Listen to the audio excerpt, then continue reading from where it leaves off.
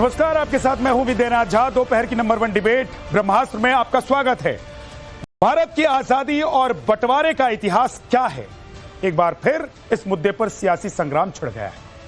हाल ही में एनसीईआरटी ने इतिहास का नया मॉड्यूल जारी किया था, जिसमें बंटवारे को लेकर जिन्ना, नेहरू और माउंटबेटन को जिम्मेदार ठहराया गया है।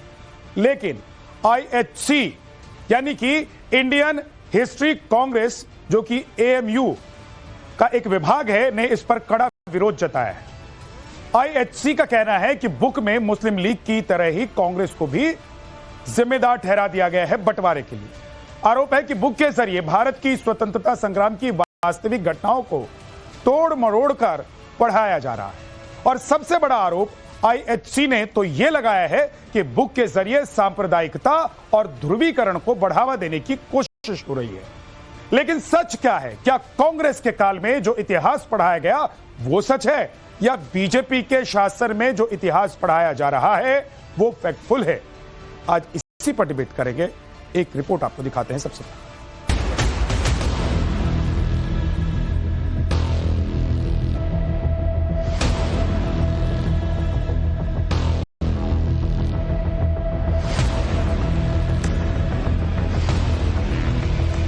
विभाजन विभीषिका पर एनसीईआरटी के नए मॉड्यूल पर बढ़ा सियासी घमासान अभी थमा भी नहीं था कि इंडियन हिस्ट्री कांग्रेस ने इस पर कड़ा विरोध जता दिया है।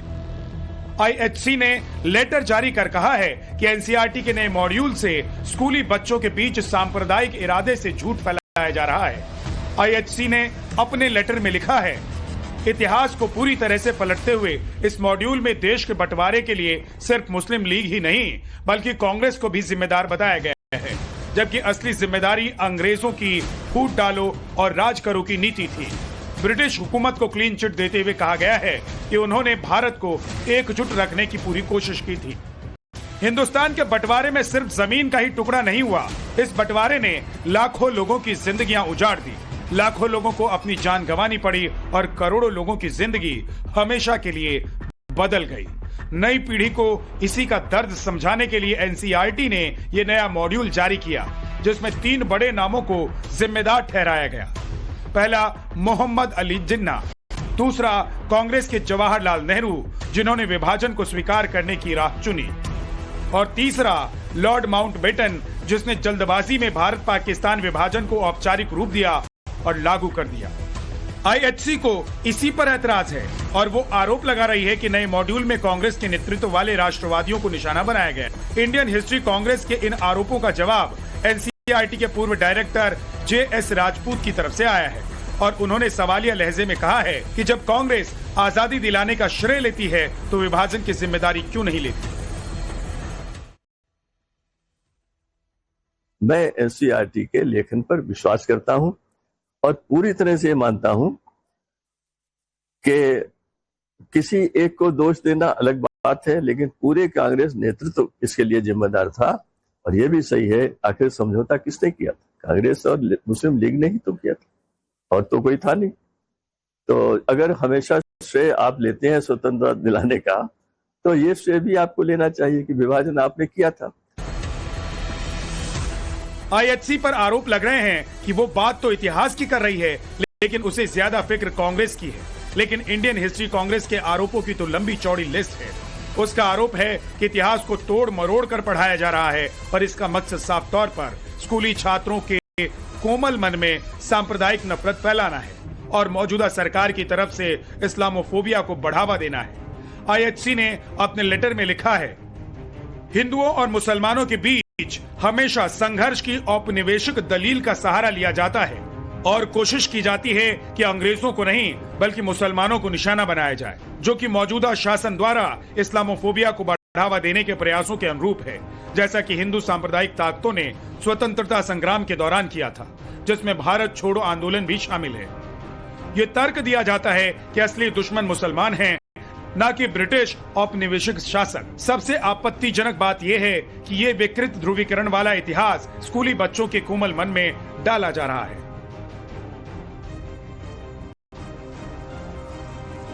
आईएचसी ने कहा है कि मॉड्यूल में मोहम्मद अली जिन्ना की 2 नेशन थ्योरी को तो बताया गया, लेकिन उससे 3 साल पहले 1937 में हिंदू महासभा के नेता नेता बीडी सावरकर ने भी यही विचार रखा था। इसके बावजूद हिंदू सांप्रदायिक ताकतों को कभी जिम्मेदार नहीं ठहराया जाता। मॉड्यूल में बंटवारे के दौरान सिर्फ हिंदुओं और सिखों पर हुए अत्याचारों का जिक्र है, लेकिन मुसलमानों पर हुई हिंसा और अत्याचार को पूरी तरह छुपा लिया गया है। इतिहासकारों ने एनसीईआरटी पर हमला बोला है। मैं उनसे पूछना चाहता हूं कि अलीगढ़ मुस्लिम विश्वविद्यालय में भारत के विभाजन का खलनायक जिन्ना की तस्वीर क्यों लगी हुई है? क्या जिन्ना का यह स्तर है कि भारत के केंद्रीय विश्वविद्यालय में उसका महिमा मंडन किया जाए? आईएचसी के इन आरोपों से पहले से ही इस पर सियासी संग्राम जारी है। कांग्रेस कह रही है कि मुस्लिम लीग और हिंदू सभा की जुगलबंदी से देश का बंटवारा हुआ, तो दूसरी ओर बीजेपी, कांग्रेस और मुस्लिम लीग पर धर्म के नाम पर अखंड भारत को बांटने का आरोप लगा रही है। सिंध असेंबली में पार्टीशन का प्रस्ताव पारित हुआ, गठबंधन की सरकार थी, हिंदू महासभा और मुस्लिम लीग के। लिखा है क्या उस मॉड्यूल में एनसीईआरटी में? आग लगा दीजिए इस किताब को अगर यह सब नहीं लिखा है तो। यह है हकीकत। यह हिंदू महासभा और मुस्लिम लीग की जुगलबंदी से पार्टीशन हुआ है। इतिहास के अगर सबसे बड़े विलेन कोई हैं तो राष्ट्रीय स्वयंसेवक संघ है। पीढ़ियां उनको माफ नहीं करेंगी जो उनका योगदान रहा है। मुखबिरी करते हुए उन्होंने अपने 25 साल उस वक्त के गुजारे और उस मुखबिरी में जुगलबंदी और की। मुस्लिम लीग के साथ, जिन्ना के साथ गए थे अडवाणी जी जिन्ना की मजार पर सजदा करने, शुक्रिया अदा करने। इसलिए जिस तरह से संस्थाओं में ये हस्तक्षेप करके इतिहास को तोड़ मरोड़ रहे हैं, हम कोई चुप बैठने वाले हैं? क्या ये इतिहास के पन्ने हटा सकते हैं? ये वाले 1938 वाले, 1940 वाले, 1942 वाले। सब जानते हैं धर्म के आधार पर अखंड भारत को बांटा गया और उसके बाद जो जहरीली सोच जिन्ना की थी, तुष्टीकरण, सांप्रदायिक, वही सोच आज नकली गांधी, राहुल गांधी और कांग्रेस पार्टी में दिखाई देती है। आज जो हमारी पीढ़ी है, जो भविष्य में पीढ़ी आएगी, उसको जानने का हक है कि विभाजन क्यों हुआ, ये किसकी नाकामी, किसकी गलती थी। एनसीईआरटी के इस नए मॉड्यूल को पहले सियासी रंग देकर विवाद खड़ा किया गया, लेकिन अब आईएचसी के लेटर से जाहिर हो रहा है कि इसे सांप्रदायिक रंग देने की कोशिश की जा रही है। अब सवाल है कि इसके पीछे का असल मकसद क्या है। Bureau report, times now, Navbharat. Indian history Congress ये अलीगढ़ मुस्लिम यूनिवर्सिटी का एक विभाग है। 35,000 इसके मेंबर हैं। साउथ एशिया में सबसे बड़ा हिस्ट्री का विभाग इसे कहा जाता है, माना जाता है, और ये 1935 में बना था। और इसी विभाग ने ये तमाम सवाल खड़े किए हैं। ये कार्यक्रम, ये शो आज आपको इसलिए भी देखना चाहिए क्योंकि आपने जो इतिहास पढ़ा है और आज आपके बच्चे जो इतिहास पढ़ेंगे या पढ़ रहे हैं, दोनों में से कौन सा इतिहास सच है और कौन सा इतिहास रेफरेंस के जरिए लिखा गया है। जब भी कोई किताब लिखी जाती है तो उसकी प्रामाणिकता, उसकी जो पुष्टि होती है, उसकी जो कहानी होती है, वो इस बात से होती है कि रेफरेंस कहां से उठाया गया है, कहां से लिया गया है, उसमें जो बातें लिखी गई है उसके पीछे कौन से दस्तावेज कहां मौजूद है। आज आपको यह कार्यक्रम देखना चाहिए। मेहमानों से मिलवा देता हूं आपको। एसएन सिंह, प्रवक्ता बीजेपी के हमारे साथ हैं। अवधेश कुमार जी, वरिष्ठ पत्रकार हमारे साथ हैं। प्रोफेसर कपिल कुमार जी, इतिहासकार हमारे साथ हैं। संदीप त्रिपाठी, कांग्रेस के नेता हैं। विवेक श्रीवास्तव जी, लेफ्ट के नेता हमारे साथ हैं। और डॉक्टर पवन राव अंबेडकर जी, AIMIM से हमारे साथ हैं। आप सभी का बहुत बहुत स्वागत है। एसएन सिंह जी, आप लोग इतिहास पढ़ा रहे हैं, गुमराह कर रहे हैं या इस्लामोफोबिया फैला रहे हैं? नहीं, देखिए, हम पे इल्जाम है कि झूठ को क्यों झूठ कहा, क्यों सही बात कही, काहे ने कुछ और कहा। आप बताइए, पूरी दुनिया ये जानना चाहती है कि भाई भारत के विभाजन का कारण क्या है और भारत के विभाजन को स्वीकारा किसने। यही तो किताब में पढ़ाया जा रहा है। केवल जिन्ना को क्यों दोषी माना जाए, नेहरू जी को क्यों नहीं दोषी माना जाए, लॉर्ड माउंटबेटन को क्यों नहीं दोषी माना जाए? नहीं माना जाए कि नेहरू जी ने थोड़ी ना कहा था कि हमको विभाजन चाहिए, भैया देश अलग चाहिए। नहीं, हम कह रहे हैं सारा श्रेय आपको चाहिए कि आपने देश को आजाद कराया, तो आपको ये नहीं चाहिए कि भाई 25 लाख हिंदू मुसलमान किसके कारण मारे जाते हैं? भाई वो निर्दोष, वो बहनें जिनकी हत्याएं करके ट्रेनों में भेज दी जाती है, उनका आस्तन काटा जाता है, इसका जिम्मेदार कौन होगा? नेहरू जी भी स्वीकार लेते कि चलिए भाई 2 मिनट के लिए, 1 साल के लिए जिन्ना को ही प्रधानमंत्री बन जाने दिए होते। तो देश ये जानना चाहता है कि 1905 में बंगाल के विभाजन को स्वीकार किया, नेहरू जी ने तो इसकी नींव रखी। 1916 में लखनऊ के अधिवेशन में, बैठक में उन्होंने कहा कि मदद करनी पड़ेगी हमको जिन्ना की पार्टी की। तो निश्चित तौर पे जब इस तरह की चीजों को आप बढ़ावा देंगे, और आप ही कुर्सी पर थे भाई, उस समय सत्ता किसके पास थी, शासन किसके पास था, स्वीकृति कौन दे सकता था, मांग कौन कर रहा था? तो मांग जिन्ना कर रहे थे, उसको स्वीकारा कौन? तो जवाहरलाल नेहरू जी। उस पर सिग्नेचर कौन किया? Lord Mountbatten. अगर इसी सच्चाई को पढ़ाया जा रहा है, लोग जान जाए, तो इसमें क्या दिक्कत है? जो सच होता है ना, वो कड़वा भी होता है, और कड़वे को अपनाना भी चाहिए। अवधेश कुमार जी, हिंदू महासभा और मुस्लिम लीग को लेकर लगातार एक बात कही जा रही है, कांग्रेस के नेता भी कह रहे थे और आईएचसी की तरफ से भी कहा गया है कि हिंदू महासभा और मुस्लिम लीग ने जो निर्णय लिया एक सभा में, उसी को पारित कराया गया, उसी को फॉलो किया गया। तो नेहरू कहां से आ जाते हैं बीच में? ये तो हिंदू महासभा और मुस्लिम लीग का निर्णय था कि एक अलग देश चाहिए, देश का विभाजन चाहिए, एक को हिंदू देश चाहिए था, एक को मुस्लिम देश चाहिए था। ने कब निर्णय लिया? हिंदू महासभा मैंने तो आज तक नहीं पढ़ा है। मैंने जितना इतिहास पढ़ा है कि हिंदू महासभा ने कभी कहा हो कि भारत पाकिस्तान बांट दो, 2 देश बना दो। और मुस्लिम लीग के साथ, देखिए इस देश में समस्या यही है, मैं आपसे, जो एनसीईआरटी ने लिखा है, देखिए एक तो उसने किसी को खलनायक नहीं बनाया है। उसकी एनसीईआरटी की पुस्तक की भाषा में किसी को दुश्मन मानना, खलनायक बनाना, वो बच्चों को एक तथ्य से अवगत कराने का है। जितनी विषाक्तता इस समय इसकी प्रतिक्रिया दे जा रही है, उस कम से कम पुस्तक में नहीं है। जितना कुछ मेरे सामने उसके तथ्य आए हैं, उसमें ऐसी बात है भी नहीं। वो उस समय मैं आपसे और आपके दर्शकों से भी ये आपके उनके सामने प्रश्न रखता हूं कि उस समय देश में उत्तर से दक्षिण और पूरब से पश्चिम किस पार्टी को सर्वाधिक समर्थन था? कांग्रेस पार्टी को। जिन्ना विभाजन की मांग कर रहे थे, लेकिन जिन्ना को पूरे देश में समर्थन नहीं था। 1937 में कपिल कुमार जी यहां बैठे हैं, उसको सिंध में केवल 3 सीटें आई थी 33 में से। नॉर्थ वेस्ट ब्रह्मताल में नहीं आया, पंजाब में उसने खड़ी की, उसको बहुमत नहीं मिला था। तो पूरे देश में प्रभाव पार्टी कांग्रेस का था। तो अगर उस समय जो भी घटनाएं हुई है, उसकी रिस्पॉन्सिबिलिटी क्या? ये हिंदू महासभा इतनी बड़ी पार्टी थी देशव्यापी, हिंदू महासभा की कितने सीटें आई थी, उसके कितने लोग थे? और हिंदू महासभा ने किस अधिवेशन में कहा कि भारत पाकिस्तान बांट दिया जाए? कभी भी नहीं कहा है। ये एक पूरी तरह झूठ फैला। केवल 2 पार्टियां, अगर आप इतिहास सुनना चाहते हैं जा साहब, तो मुझे दीजिए। भारतीय कम्युनिस्ट पार्टी उस समय और मुस्लिम लीग, दो इस समय पार्टियां थी जिन्होंने विभाजन, बीच में नहीं, बीच में मत बोलिए, अरे बीच में मत बोलिए। भारतीय कम्युनिस्ट पार्टी और मुस्लिम लीग, 2 पार्टियां। मुस्लिम लीग ने मांग की, भारतीय कम्युनिस्ट पार्टी ने विभाजन का समर्थन किया था। लेकिन जो विवाद है उसको भी स्पष्ट करता हूं।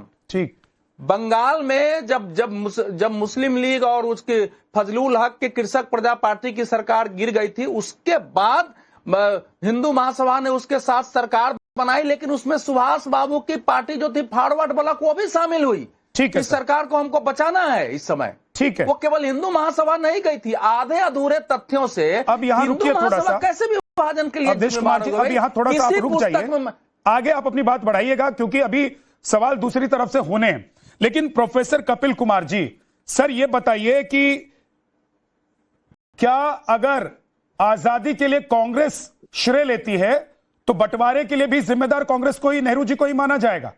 या उस वक्त के सर्कमस्टांसेस ऐसे थे कि बंटवारा हुआ? जहां साहब सर्कमस्टांसेस नहीं, श्रेय की बात छोड़िए। मैं शायद अकेला इतिहासकार गलती से बैठा हूं इस पैनल के अंदर। मैं आपके सामने आज एक खुली चुनौती दे रहा हूं इंडियन हिस्ट्री कांग्रेस के बड़े से बड़े इतिहासकार को, और चाहे जितने इतिहासकारों की ये टीम मेरे सामने ले आए। और दूसरी बात, एनसीईआरटी को मैं एक सुझाव दे रहा हूं कि जब वो कोई स्टेटमेंट छापे तो वहां पे अपना सोर्स भी दे, और एनसीईआरटी केवल कुछ वो रिसर्च स्कॉलर से किताब लिखवाने की जगह इस देश में इतिहासकार मर नहीं गए हैं कि एक विदेशी इतिहासकार उनका एडिटर बनेगा। देश के इतिहासकारों से भी बात कर ले, देश के इतिहासकारों से भी बात कर। अब आइए, जब तक बात आप आते हैं पार्टीशन को लेकर के, इसमें कोई संदेह नहीं कि 1857 में जब हिंदू मुस्लिम एक होकर लड़ा है तो अंग्रेजों ने पूरी भारत के अंदर डिवाइड एंड रूल की पॉलिसी अपनाई। लेकिन सवाल ये उठता है, अगर आप खाली 47 पे आते हैं, मैं कुछ सवाल पूछना चाहता हूं। राजगोपालाचारी प्लान क्या थी पाकिस्तान के ऊपर? दूसरी बात, मुझे एक और बात बताइए कि भारत में अंग्रेजी साम्राज्य के दो हिस्से थे, एक ब्रिटिश प्रोविंसेस और एक प्रिंसली स्टेट्स। अंग्रेजों ने, हम लोग पार्टीशन को याद करते हैं कि पार्टीशन कर दिया, आप ये भूल जाते हैं कि अंग्रेजों ने भारत को 366 देशों में बांटा। पैरामाउंट सी हैज लेफ्ट, हर स्टेट आजाद है। इस क्लॉज को क्यों माना कांग्रेस ने? मुझे कोई जवाब देगा? और पूछता हूं मैं आपसे, एनसीईआरटी की गलती यह है कि उसने इसमें एटली का नाम नहीं दिया, उसने चर्चिल का नाम नहीं दिया, कि माउंटबेटन को भेजा ही इसी मिशन से गया था। ये किताब रखी है ट्रांसफर ऑफ पावर के वॉल्यूम, कितने आईएचसी के इतिहासकारों ने इन वॉल्यूम्स को पढ़ा है मुझे बताएं जरा। एक एक लाइन मेरी पढ़ी हुई है। ठीक है सर, और मेरे वीडियोस मौजूद हैं इसके ऊपर, पार्टीशन के ऊपर। ठीक है सर। मुझको ये बताइए, देखिए बहुत कुछ है, मैं बताऊं आपसे। और एक गलत फहमी में और आपकी आज सबकी दूर कर देना चाहता हूं। 15 अगस्त के दिन देश को आजादी नहीं मिली थी, केवल दो डोमिनियन बनाए गए थे। 14 अगस्त का गैजेटियर उठा के देखिए, नेहरू प्राइम मिनिस्टर थे, उनके आदेश से गैजेटियर निकला है। India means dominion of India, Pakistan means dominion of Pakistan. London gadget उठा के देखिए 24 अगस्त 1948 का, कि आज से इंग्लैंड के सम्राट ने भारत का अपना साम्राज्य छोड़ा है। नेहरू की चिट्ठी देखिए अप्रैल 1948 की, राजा के नाम इंग्लैंड के, तो माउंटबेटन जा रहा है अपने इस डोमिनियन के प्राइम मिनिस्टर को, उसकी कैबिनेट की डोमिनियन जो है उसके बिहाफ पे माउंटबेटन राजगोपालाचारी को दूसरा भारत का गवर्नर जनरल बनाने की दीजिए। और ये आरोपों की बात करते हैं। मुझे एक बात बताइए, ठीक है कपिल साहब, स्वदेशी, एक मिनट साहब, इतिहास की बात कर रहा हूं मैं लफाती में नहीं जा रहा हूं राजनीतिज्ञों की, और मुझे कोई गलत साबित कर देगा तो मैं बोलना छोड़ दूंगा। मुझे एक बात बताइए, अगर स्वतंत्रता थी तो जिंदगी भर स्वदेशी करने वाले इनको एक अंग्रेज माउंटबेटन मिला था पहला गवर्नर जनरल बनाने को। क्या बात करते हैं आप? ठीक है, ओके, बोलिए संदीप त्रिपाठी जी। जी देखिए, 2-3 चीजें हैं, और जिस मिथक को राजनीतिक रंग के रूप में कपिल जी या और भी लोग रंग चढ़ाते हैं, उसको समझना होगा। रिक्वेस्ट है कपिल जी, आपने कहा था ना कि बीच में नहीं, तब आप भी बीच में नहीं जी। मैं भी अंतरिम सरकार थे जी, बिल्कुल दीजिएगा। अंतरिम सरकार थी, पूरे देश को नहीं पूरे विश्व को पता था। सरकार तो नहीं थी ना, अंतरिम सरकार थी। तो अंतरिम सरकार में जाहिर सी बात है कि उनकी कैबिनेट, बिल्कुल उनके माउंटबेटन यहाँ का भी जो है था, वहां पाकिस्तान का भी था, क्योंकि भारत कभी डेमोक्रेसी नहीं रहा। वो कैसे डेमोक्रेसी चलती है, चलानी है, इसके लिए रखा गया कि ये फिर से टूट न जाए ये देश, इसलिए उनकी मदद ली गई, पहली चीज। अब आते हैं, और बहुत सारे अंग्रेजों ने बहुत अच्छा काम, यूनिवर्सिटी से लेके बहुत सारे अंग्रेजों ने भारत में सामाजिक आंदोलन चलाया, बहुत सारे सुधारों का काम किया, सती प्रथा से लेके बहुत सारी चीजों को किया। तो ये कह देना कि नहीं सारे ऐसे ही थे, तो ये भी गलत बात है। अब आते हैं 2 चीज। पहली बात तो एसएन जी और अवधेश जी। एसएन जी ने कहा कि हम तो चाहते ही थे, एनसीईआरटी में मतलब कह रहे हैं कि जो लिखा गया है वो किसी इतिहासकार ने नहीं लिखा है। इंटायर पॉलिटिकल साइंस का डिग्री वाला डिग्री चोर, जो डिग्री नहीं दिखाने की बात करता है, उसके सजेशन पर लिखा गया। आपके जमाने में एक सेकंड, संदीप त्रिपाठी जी, चोर शब्द का इस्तेमाल हमारे कर रहे हैं जमाने में अपनी भाषा के। दरअसल विद्यानाथ जी, जब जानकारी नहीं रहती है, जब 1905 की जानकारी नहीं रहती है कि बता पाए कि बंगाल का विभाजन कैसे हुआ, जब 1909 की जानकारी नहीं रहती है कि पृथक राज्यों में पृथक संप्रदाय के अनुसार वोट देने का अधिकार कैसे मिला, जब 1916 की जानकारी नहीं रहती है कि लखनऊ में समझौता किया जा रहा है कि मुस्लिम लीग को हम समर्थन करेंगे कांग्रेस के द्वारा, तो इसी तरह से मुझे लगता है कि कांग्रेस का प्रवक्ता बनके अनपढ़ की तरह बात करने लगता है। हम पूछ रहे हैं कि सारा श्रेय नेहरू को जाएगा कि इसका भी श्रेय जाएगा, इतना ही तो देश की जनता पूछ रही है। 25 लाख हिंदू मुसलमान जो मरे उसका श्रेय। एक बार उनको बोलने दीजिए, फिर आप बोलेगा। भाषा तो देखिए, भाषा तो देखिए, चोर। मैं एक बात कह रहा हूँ, संदीप त्रिपाठी जी, जैसे आप मुद्दे से अलग हटकर चोर की, देखिए, इतिहास आपका भविष्य कभी कभी खराब करता है, और अगर इतिहास गलत पढ़ाया गया है, गलत लिखाया गया है और गलत बताया गया है या फिर ढका गया है, छुपाया गया है, तो उसमें सारी चीजें खुलकर सामने आ रही हैं। संदीप जी, आज आपके बच्चे भी पढ़ेंगे, उनके बच्चे भी पढ़ेंगे, तो सबको सच पता रहना चाहिए ना। अब बोलिए आप। बिल्कुल, मेरी बात आने देंगे, जैसे आप सबको शांति से सुने, मेरी बात आने बोलिए, बीच में वर्सेस वगैरह बाद में चला बोलिए बोलिए कर लेंगे। वीर सावरकर जी का बयान 1937 में हिंदू महासभा के अधिवेशन में बोलते हुए उन्होंने क्या कहा, मेरे उसका जवाब दीजिए त्रिपाठी जी, हिम्मत है तो मेरे ऐतिहासिक तथ्यों का जवाब कर देता हूँ, हम सबका जवाब दे देंगे। तथ्यों का जवाब दीजिए, हिम्मत है तो। रिक्वेस्ट है, आप देखिए कैसे मैंने ऐतिहासिक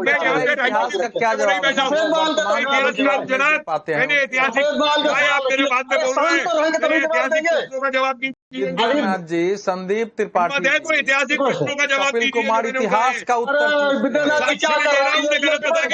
का भी उत्तर नहीं दे पाते हैं। एक एक अरे पहले शांत तो रहेंगे तभी तो उत्तर देंगे ना। एक एक करके बोलिए। आप वीर सावरकर जी ने कहा, अभी देखिए अभी एक तीसरा जमूरा निकल कर आ गया। ये अपनी भाषा की मर्यादा का संदीप त्रिपाठी यही आप लोग भाषा रखेंगे नहीं विद्यानाथ जी। मैं छोटा सा पढ़ाएंगे इतिहास, आप लोग छोटा सा सवाल पढ़ाएंगे। एक पत्रकार का सम्मान नहीं कर सकते, पैनलिस्ट का सम्मान नहीं कर सकते, इतिहासकार का क्या इतिहास बताएंगे? देना सबसे बड़ी बदतमीजी होती है। बदतमीजी मत कीजिए संदीप त्रिपाठी जी, बदतमीजी मत कीजिए, मुद्दे पर रहिए, जवाब दीजिए। इसी को बदतमीजी मत कीजिए। नहीं तो कोई ना जी। वीर सावरकर जी ने कहा कि भारत में दो प्रमुख राष्ट्र है, हिंदू और मुस्लिम दो तरह के राष्ट्र है। भारत में ये मिथक है कि भारत एक राष्ट्र है। ये कौन कह रहा है? वीर सावरकर जी, 1937 हिंदू महासभा और हैदराबाद में। अब आते हैं सर, अरे भाई कांग्रेस में इतिहासकारों को चैलेंज करता हूं, कांग्रेस सहित नेहरू सहित किसी एक नेता का बयान बता दीजिए जिसने दो राष्ट्र की बात की हो या अलग राष्ट्र की बात की हो। अभी कहा हमारे भाजपा के साथी जिन्ना को, आपका समय है तो बता दीजिएगा, लिख के रख लीजिए। अभी हमारे भाजपा के साथी ने कहा कि जिन्ना को जो बिल्कुल प्रधानमंत्री मोदी जी से पूछ लीजिएगा, जाकर जिन्ना क्यों माना? कुछ नहीं रहता। इसीलिए आप जैसे गवार को बुलाएगा जिसको बदतमीज को डिबेट करने का तरीका ना बताओ, उसको एनसीआरटी बुलाएगा। इन्होंने तक बनवाया है भारत को, क्षमता नहीं है। विद्यानाथ संविधान सभा में क्यों मुस्लिम लीग के लोग रखे जी से एक सवाल, एक सेकंड, ये तू मैंने वाली भाषा नहीं, तू मैंने वाली भाषा नहीं, तू मैंने वाली भाषा नहीं। एक सवाल पूछूंगा और संदीप जी इसका जवाब दे दे। मैं आपके जिम्मेदार चैनल पर वाली भाषा नहीं, और मैं एक बात क्लियर कर देता हूँ, मैं बहुत क्लियर कर देता हूँ। सुनिए एक सेकंड संदीप त्रिपाठी जी, जवाब दे नहीं सकते। एक चीज मैं क्लियर कर देता हूँ, ये सड़क छाप वाली भाषा यहाँ कोई इस्तेमाल ना करे। तथ्यों पर रहिए, लॉजिक पर रहिए, विषय पर रहिए और डिबेट कीजिए। संदीप के करके बोलिए। संदीप त्रिपाठी 20 सेकंड में अपनी बात खत्म कीजिए जल्दी से सर, बहुत वक्त आपके पास गया जी। धन्यवाद। मैं सिर्फ इतना कह रहा हूं, जैसा मैंने कहा कि कांग्रेस के एक नेता का बयान। दूसरी बात, अभी बार बार ये कहा जाता है कि अगर आप श्रेय इसका लेते हैं आजादी का तो उसको लेना पड़ेगा। भाई काहे लेंगे? 1946 की आप बात क्यों नहीं करते? जिस अभी अवधेश जी ने इतिहास गलत बताया कि वहां पर हार गए। वहां पर 1946 के चुनाव में 425 सीटें मुस्लिम लीग जीता था। इस बात को क्यों नहीं बताते हो? झूठ। 1935 का चुनाव बात करोगे, हमारे प्रोग्राम तुमने बंद कर दिया था। यही है कि कांग्रेस को गाली दे लो, तुम कुछ नहीं आता है, गंवार आदमी हो, अनपढ़ हो। संदीप त्रिपाठी की आवाज डाउन कर दीजिए। संदीप त्रिपाठी का ऑडियो डाउन कर दीजिए। नहीं, इस तरह की बदतमीजी से डिबेट में आप बात करेंगे, बात नहीं सुनूंगा मैं, ये अलाउड नहीं करूंगा मैं। संदीप सबका ऑडियो डाउन कर दीजिए। एसएन सिंह बोलिए। विद्यानाथ जी 10 सेकंड में पूछूंगा। The guilty man of partition में लोहिया जी ने लिखा है कि विभाजन का मुख्य कारण रहा कुर्सी। वो किसकी कुर्सी? जवाहरलाल नेहरू जी की कुर्सी। जवाहरलाल नेहरू जी को कुर्सी प्यारी थी इसलिए विभाजन हुआ है। कौन कहा? राम मनोहर लोहिया जी। इस पे संदीप जी क्या कहेंगे? एक बात। दूसरी बात मैं कहूंगा कि भाई विभाजन के समय में सत्ता किसके पास थी? 1925 में आरएसएस का गठन हो रहा है और 1905 में बंगाल का विभाजन हो जा रहा है। 1909 में पृथक राज्यों में पृथक संप्रदाय के हिसाब से चुनाव को आप स्वीकार ले रहे हैं। तो मुझे माना जा, सब लोग ये मानेंगे ना कि नेहरू जी इस चीज को स्वीकार रहे थे या कांग्रेस स्वीकार रहा था? संपूर्ण भारत तो नहीं स्वीकार रहा था। और मैं कहूंगा कलाम साहब ने उस समय, आजाद जी ने कहा था कि मुस्लिम भी नहीं चाहते थे भारत का विभाजन हो, हिंदू भी नहीं चाहते थे, कोई भी नहीं चाहता था। एक तरफ जिन्ना चाहते थे, दूसरे तरफ नेहरू चाहते थे। ये उस समय के आजाद साहब ने कहा है और राम मनोहर लोहिया जी ने कहा है। भाई वर्तमान परिप्रेक्ष्य को छोड़ दीजिए, उस समय की बात करिए। तीसरी बात मैं कहूंगा कि भाई हम भारत का विभाजन करके हमको भारत क्यों चाहिए था? हमको देश की आजादी इसलिए लड़ रहे थे कि हमको संपूर्ण भारत चाहिए था। संपूर्ण भारत के बजाय भारत के विभाजन को किसने स्वीकारा? संपूर्ण भारत के बजाय भारत के विभाजन को किसने स्वीकारा? आप बताइए किसने स्वीकारा? एक सेकंड एसएन सिंह जी एक सेकंड। हम बता रहे हैं हिंदू महासभा और मुस्लिम लीग ने मिलकर देश के बंटवारे का फैसला लिया। इसका क्या रेफरेंस है? दिखाइए। सभा ने कभी नहीं कहा। देखा, एक सेकंड रुक जाइए, एक सेकंड कपिल जी रुक जाइए, एक सेकंड रेफरेंस बताइए। बिल्कुल देखिए, रेफरेंस के आधार पर जैसा कि मैंने बताया कि हिंदू महासभा के अधिवेशन में रेफरेंस अरे क्या कोई गैजेट उनकी सभा में पास हुआ कोई बिल बताइए, कोई प्रस्ताव जो पास हुआ उनकी सभा में? उनकी सभा में कोई प्रस्ताव पास हुआ? वो सभा कब हुई थी, कहाँ हुई थी, किस आधार पर आप कह रहे हैं? बताइए। सुन लीजिए सर, झूठ बोल रहे हैं इसका मतलब, यानी कि मतलब देश में आप लोग झूठ फैला रहे हैं। संदीप त्रिपाठी जी अगर आपके पास रेफरेंस है तो दिखाइए। कपिल जी रुक जाइए। मैं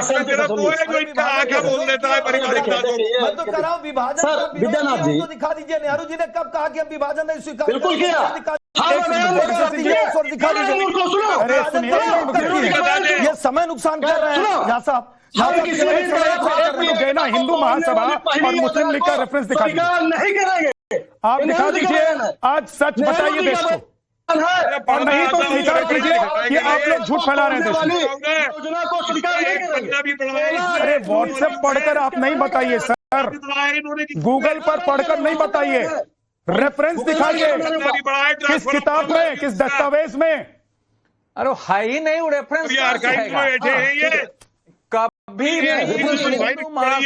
जी आप इतने वरिष्ठ वक्ता हैं, पढ़े लिखे हुए व्यक्ति हैं, आपको अच्छा लगता है कि व्हाट्सएप और गूगल पर पढ़कर आप बता रहे पूरे देश को कि हिंदू महासभा और मुस्लिम लीग ने यह निर्णय कर लिया कि देश का बंटवारा होना है? वो प्रस्ताव लेकर आए थे। इतिहास नहीं पता, पढ़ा रहे थे कि सिंध में हार गए वहां 1946 के संविधान सभा के चुनाव में। एक सेकंड जीता था। मैं आपको दूंगा फिर से। संदीप जी आप रेफरेंस निकाल कर रख लीजिए, व्हाट्सएप यूनिवर्सिटी और गूगल से नहीं। कई बार आप रेफरेंस निकाल कर रखिए, मैं आपके पास आऊंगा। नाम ले लिया, आए बाएं बोल रहे हैं। संदीप जी की आवाज को डाउन कर दीजिए। विवेक श्रीवास्तव जी, त्रिपाठी ने कई बार मेरा नाम ले लिया है। ओके, तो पहले आप बोल दीजिए सर जल्दी से, 30 सेकंड में। अवधेश जी मेरा देखिए, मैंने कहा कि 1937 के चुनाव में सिंध में 3 सीट मिली थी। 1946 में तो वो जीते ही थे जगह जगह। 1946 की चर्चा न कहीं आए बाएं बोलते जा रहे हैं और मुस्लिम लीग का आंकड़ा भी गलत दे रहे हैं। सवाल यह है, इस समय मैं आप आगे आएंगे तो बताऊंगा, माइकल ब्रेचर ने नेहरू जी की जीवनी लिखी है। नेहरू जी से बात करके और नेहरू जी उससे प्रभावित थे।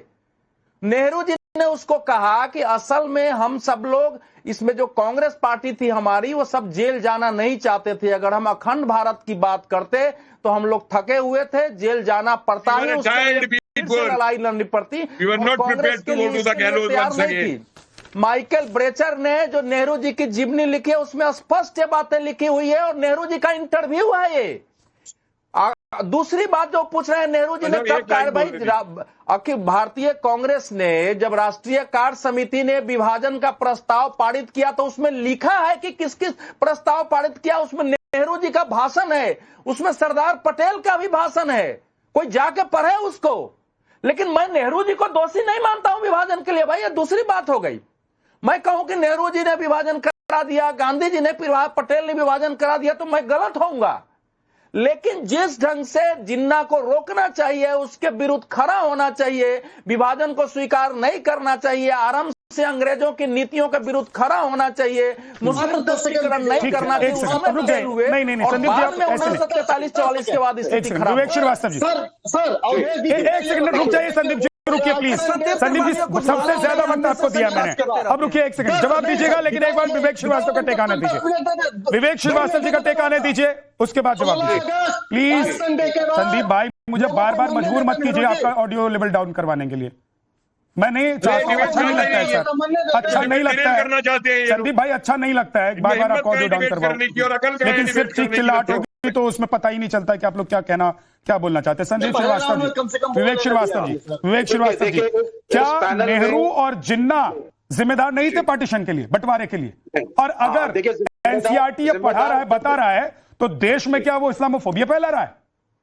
हाँ देखिए, जिम्मेदार शब्द की बहुत सारी परिभाषाएं हो जाती हैं कि जिम्मेदार किस कंटेक्स्ट में आप बात कर रहे हैं।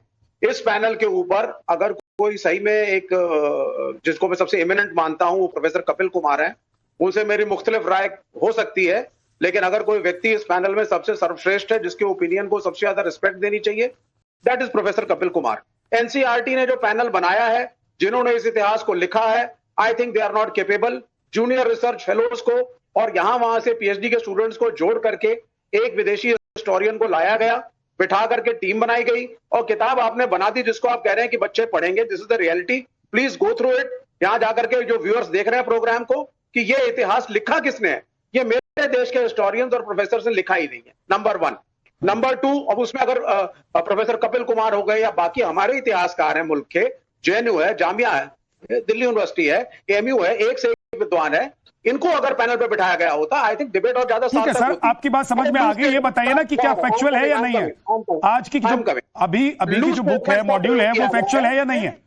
तथ्यों से अलग है, ये तो प्रोफेसर कपिल कुमार भी नहीं कह रहे जी। अब आप देखिए, जो अवधेश जी ने कहा, that is very correct and in a net summary. उन्होंने कहा कि मैं नेहरू को जिम्मेदार नहीं मानता, लेकिन वो इस बात का क्रिटिसिज्म जरूर कर रहे हैं कि it could have been handled better. यही समरी है।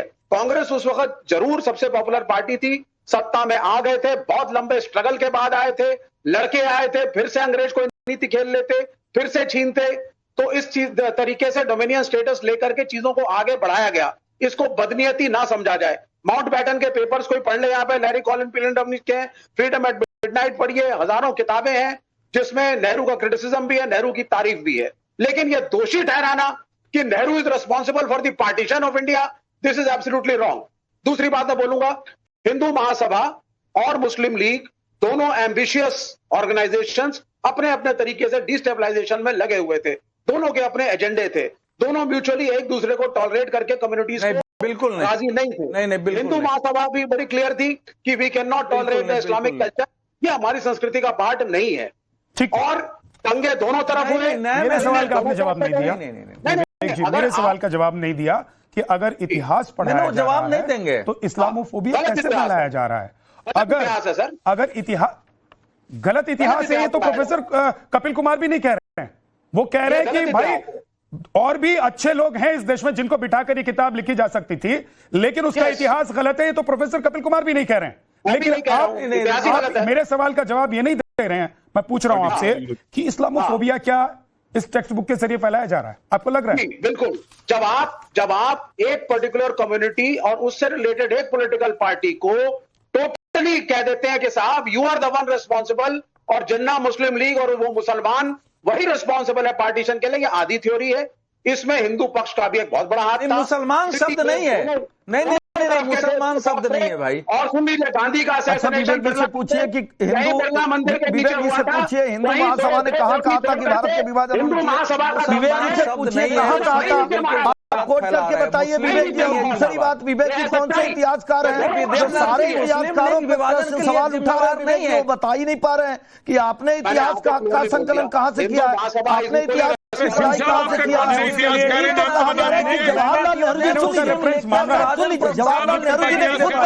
जवाहरलाल नेहरू जी ने खुद कहा कि ये विभाजन अनिवार्य हो गया। कौन कहा? जवाहरलाल नेहरू जी। इसलिए इसलिए विभाजन अनिवार्य हुआ, उसके 5-6 कारण बताएं। इसका मतलब जवाहरलाल नेहरू स्वीकार कर रहे हैं कि विभाजन के कारण के रूप में वो 5-6 कारण है, जिसको मैं स्वीकारता हूं। उन्होंने कहा अराजकता फैल जाएगी, ये जवाहरलाल नेहरू ने कभी नहीं कहा कि हिंदू महासभा कह रही है या हिंदू लोग कह रहे हैं। उन्होंने कहा अराजकता फैल जाएगी। मैं ये कह रहा हूं, जवाहरलाल नेहरू एनसीईआरटी ने एक मॉड्यूल जारी किया है। आप लोग भी एक सेकंड, मैं ये कह रहा हूं कि रेफरेंस के साथ एक मॉड्यूल बुक आप लोग भी जारी कर दीजिए। जरूरी थोड़ी ना कि सब कुछ एनसीईआरटी इस देश में लिखती है, आप लोग भी जारी कर सकते हैं ना, या रेफरेंस लाकर टीवी पर पैनल में सामने रख दीजिए।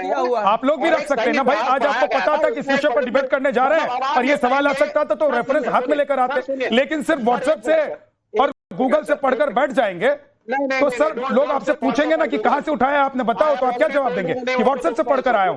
अब देखिए, आप कुछ बोलना चाह रहे हैं, 20 सेकंड बोलिए, उसके बाद राव साहब के पास नहीं गया।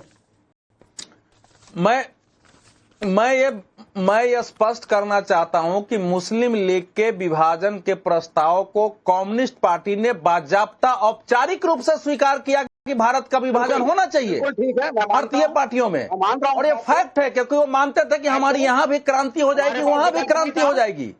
अगर किसी एक मुख्य धारा की पार्टी ने विभाजन का समर्थन किया तो भारतीय कम्युनिस्ट पार्टी थी, ऑन रिकॉर्ड की बात है, और उसकी बात तो हो ही नहीं रही। हिंदू महासभा ने करा दिया। हिंदू महासभा ने कब कहा? सावरकर का जो भाषण है, उन्होंने कहा था कि हिंदू और मुस्लिम सांस्कृतिक रूप से दो राष्ट्र है, लेकिन दोनों साथ रह सकते हैं, दोनों साथ रहते आए हैं, विभाजन की देश की आवश्यकता नहीं है। उनके भाषण का पाठ है ये। पूरे मुल्क के अंदर संघ के साथ मिलकर के कर दी थी कि दोनों कम्युनिटीज एक साथ नहीं रह पा रही थी, दंगे फैल रहे थे, ऑप्शन कोई नहीं था। बिल्कुल नहीं किया था, बिल्कुल नहीं किया था सर, केवल आपने सपोर्ट किया था। चाहत ने केवल आपने दोनों कम्युनिटी को ऐसा लड़ाया, दोनों कम्युनिटी को ऐसा लड़ाया कि विभीषिका। कपिल सर, आप कुछ कहना चाह रहे हैं? सिर्फ 20 सेकंड में कहिए। उसके बाद 2 बातें इनको बता दूं। एक सेकंड रुक जाइए, 2 बातें बता दूं। कपिल जी को सुनिए, मुझे लगता है पैनल में एकमात्र इतिहासकार हैं और ऑथेंटिक चीजें रख रहे हैं वो सामने। सुनिए, गांधी ने कहा था कि पार्टीशन मेरे शव पे होगा, सही कहा। अब सुनिए, अरुणा आसफ अली ने एक खत लिखा गांधी को कि भाई सारे हिंदू मुसलमान मिलके पूरे देश में लड़ रहे हैं, आजाद हिंद फौज के मुकदमों के खिलाफ लड़ रहे हैं, दुनिया भर में रेलवे स्ट्राइक हो रही है, पुलिस स्ट्राइक हो रही है, आप पार्टीशन के विरुद्ध आंदोलन क्यों नहीं खड़ा करते? तो गांधी जवाब देते हैं कि ये लोग बैरिकेड्स पे लड़ रहे हैं। तो अरुणा आसफ अली ने जवाब दिया कि हिंदू और मुसलमान बैरिकेड्स पे ही लड़ेंगे। 1857 में भी मिलकर एक लड़े थे। एक बात। दूसरी बात, जिस दिन माउंटबेटन ने गांधी को बुलाया अपने यहाँ वाइस रेगन लॉज में बात करने के लिए पार्टीशन पे, वो दिन चुना गया जिस दिन गांधी का मौन व्रत था। इतना बड़ा निर्णय होना था, गांधी ने अपना मौन व्रत नहीं तोड़ा। माउंटबेटन ने अपनी स्कीम दी, उस स्कीम पे गांधी ने लिख दिया, have I said anything against your scheme. और उसके बाद में रेजोल्यूशन जब गोविंद बल्लभ पंत ने लिखा, रामजस कॉलेज के अंदर मीटिंग हुई थी पार्टीशन का, उसका विरोध हुआ। इतना विरोध हुआ कि इनको लगा कि कांग्रेस में वो रेजोल्यूशन गिर जाएगा। तो उस दिन भी गांधी का मौन व्रत था। सुनिश्चित कैंप की हरिजन बस्ती में वो काम कर रहे थे, वहां से उनको बुलाया गया और गांधी ने वहां पे उस दिन मौन व्रत तोड़ा और ये कहा कि अगर तुम लोग जो है इसको एक्सेप्ट नहीं करते तो हमारे सारे ओल्ड नेता जो है रिजाइन कर जाएंगे।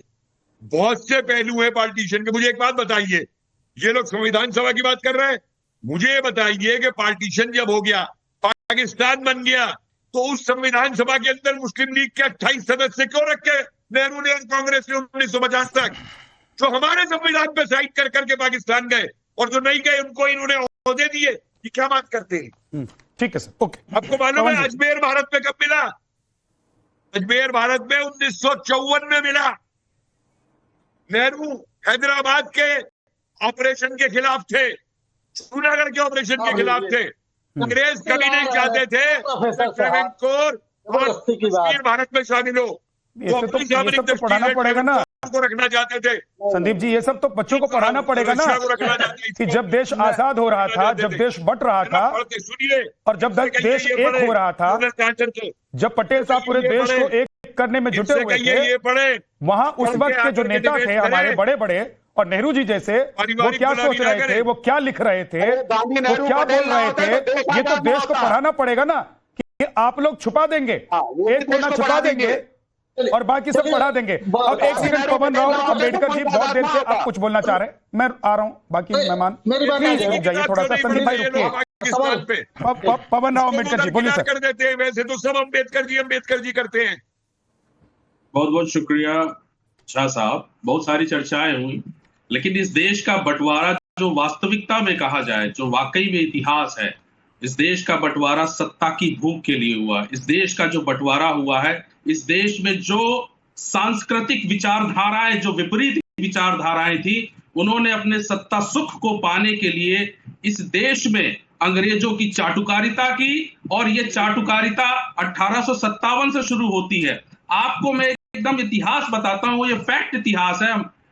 1885 में जब कांग्रेस का गठन हुआ, तो कांग्रेस के गठन का एक एम और एक मुख्य बिंदु ये था कि सरकार के साथ सत्ता में जितनी से ज्यादा भागीदारी हो सके उसमें आना चाहिए। इसलिए इस संगठन का जो है हम गठन कर रहे हैं। इस बात को समझना चाहिए कि सत्ता के लिए कांग्रेस ने किस तरह से इस देश के बंटवारे की शुरुआत की 1885 में।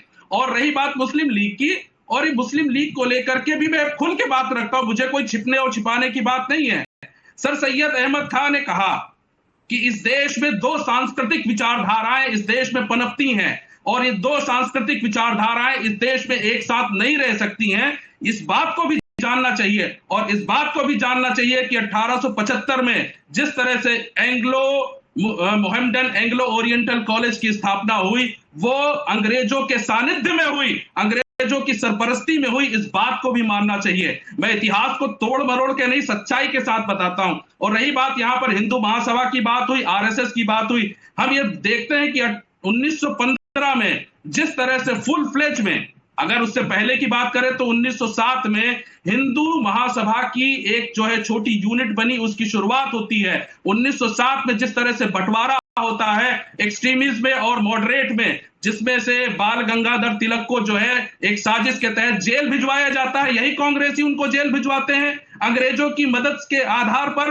और 1915 में हिंदू महासभा का गठन होता है, और उसका आधार क्या होता है? उसका आधार होता है इस देश में 1909 में जो मुस्लिमों को सेपरेट इलेक्टोरेट दिया गया, जिसके आधार पर इस देश में जो बंटवारा हुआ। और इस सेपरेट इलेक्टोरेट को 1916 में कांग्रेस ने लखनऊ की जो अधिवेशन हुआ उसमें उसको स्वीकृति दी, मुस्लिम महासभा को इन्होंने स्वीकृति दी, जिसके आधार पर यह बना। अब मैं महासभा पे आता हूं, हिंदू महासभा। 1923 में सावरकर की एक पुस्तक आई, इसेंशियल्स ऑफ हिंदुत्व, और 1928 में यही पुस्तक दूसरे नाम से आई। और इसी के बाद से इस देश में हिंदू महासभा की जो चाल है, साजिश है, इस देश को बांटने की, दो वैचारिक विचारधाराओं को बांटने की शुरुआत होती है। और 1930 में सेपरेट नेशनहुड की कॉन्सेप्ट आती है। इस बात को कोई नकार नहीं सकता है कि 1930 में सेपरेट नेशनहुड की कॉन्सेप्ट आई। और तीन नाम और ले लेता हूं, तीन नाम और किसने लाया? ठीक नहीं है विद्यानाथ जी, आ रहा हूं सर। नहीं, किसने लाया? नाम बताते जाइए, किसने लाया? नाम बताइए ना। जिन्ना नेहरू मोहम्मद इकबाल, नाम बताइए। 1800 के बंटवारे के लिए 1930 मोहम्मद इकबाल, मोहनदास। वक्त नहीं, अब देसी बोलिए, अब देसी जल्दी। 1932 में अनशन पे बैठ जाते हैं जब वक्त नहीं है राव साहब, वक्त नहीं है, अब देसी जल्दी से। मुझे से है, मेरा जवाब आ जाए। गांधी जी अनशन में बैठ जाते हैं, क्यों नहीं है अनशन में? नहीं देखिए, ये जो बात बता रहे हैं ना, नहीं देखिए, ये बात सही है कि वो शुरू की बातें इन्होंने सच बताई है, लेकिन ये कांग्रेस के ही बड़े लोगों ने हिंदू महासभा में तो राजेंद्र बाबू शामिल थे, मदन मोहन मालवीय शामिल थे, श्यामा प्रसाद मुखर्जी शामिल थे, सब बड़े बड़े नेता उस समय हिंदू महासभा में शामिल होते थे। और उस समय इसको सांप्रदायिक कभी नहीं कहा जाता था, ये बात के कारण में आया है। संदीप त्रिपाठी जी, और लगातार स्थापना भी एक पूर्व कांग्रेसी ने की थी। अगर इस आधार पर आप बात करेंगे तो बात यह है सर कि जिस तरीके से आज आक्षेप और वो सारी चीजें लगाई गई, अपने रेफरेंस की बात की, रेफरेंस सही तो बिल्कुल रेफरेंस पे बात कर दूंगा। हिंदुत्व तो एक पुस्तक लिखी वीर सावरकर ने, उसको लोगों को पढ़ना चाहिए। इस आधार पर उन्होंने बात की। अभी थोड़ी देर में सोशल मीडिया पर अपलोड हो जाएगा, वहां अपना रेफरेंस आप डाल दीजिएगा संदीप त्रिपाठी जी, कि आप किस रेफरेंस से आज इस डिबेट में अपनी बात कह रहे थे, एक एक रेफरेंस डालिएगा और मैं उसको शेयर करूंगा अगर आप रेफरेंस डाल पाएंगे तो, नहीं तो अगली बार जब इस टॉपिक पर आएंगे तब भी मैं आपसे पूछूंगा कि बिना रेफरेंस के व्हाट्सएप यूनिवर्सिटी और गूगल से सिर्फ बातें न बनाया कीजिए और देश को गुमराह मत किया कीजिए। बहुत बहुत शुक्रिया आप सभी मेहमानों का हमारे साथ जुड़ने के लिए। ब्रह्मास्त्र में इतना ही, एक छोटा सा ब्रेक।